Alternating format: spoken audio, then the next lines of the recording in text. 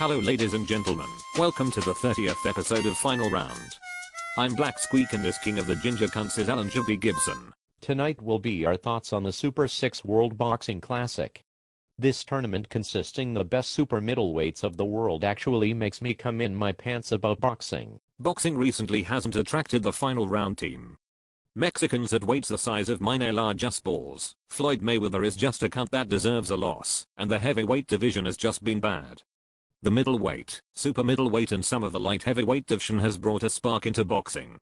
The thought of this tournament actually makes me excited, and I extremely recommend any boxing fan to catch this out. We have 4 unbeaten fighters, super middleweight champions, and so much quality super fights to look forward to.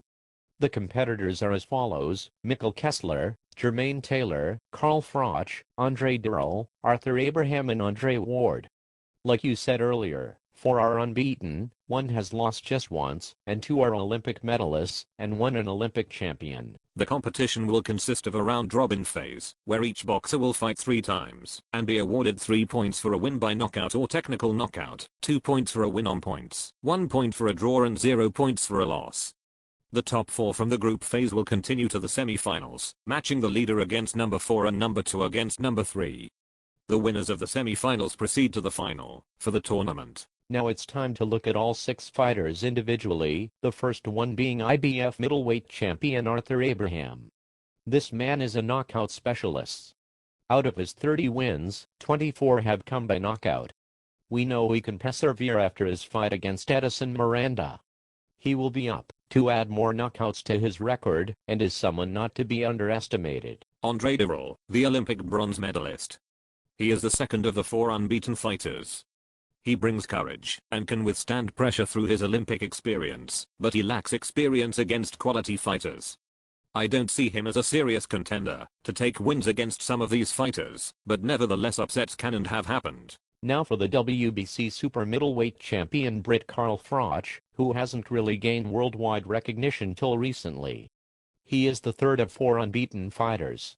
He is a tall, rangy fighter who adopts a very low guard. However, he uses his left shoulder to protect his chin from a right-handed attack and his right arm from a left, rather than both his forearms. He has experience by being at main event, and has a win over one of the Super 6 fighters in Jermaine Taylor. He will be one of the favorites going into this through some fans.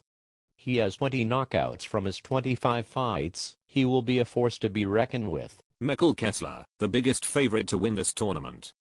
He only has come against one of the greatest super middleweight boxers of all time in Joe Calzaghe. He knows how to cope with pressure through his huge reign and title defenses before his first loss. This is something he will thrive. He has a wealth of experience through his 42 fights. You cannot rule this Dane out. He has fought these types of boxers before, and he can bring it to the rest of the Super 6. Jermaine Taylor again can cope and deal with high-level fights. He's fought against some of the best like Kelly Pavlik and Bernard Hopkins. But he hasn't fought a lot of fights at super middleweight. He'll be tough to handle, but can he cope with the extra weight against regular super middleweights? Last but not least, the 2004 Olympic champion Andre Ward. The last unbeaten fighter to talk about. He has shown in recent fights that he can an inside and or outside game and be versatile. He could be a potential surprise in this tournament, and one to look out for future big fights. I feel if he does well here, he'll get more of a chance to fight quality, like he'll get here. But who will get the win? My instincts say it'll be between Froch and Kessler, though anything can happen in this tournament. Which wouldn't be a bad thing at all.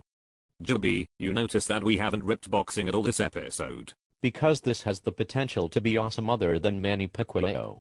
Which reminds us, final round will cover his fight with Miguel Cotto. But I'll leave with one final thought. What's that, Gibby? You're gay. That's it for the ginger prick and me. We'll be back soon for more boxing predictions.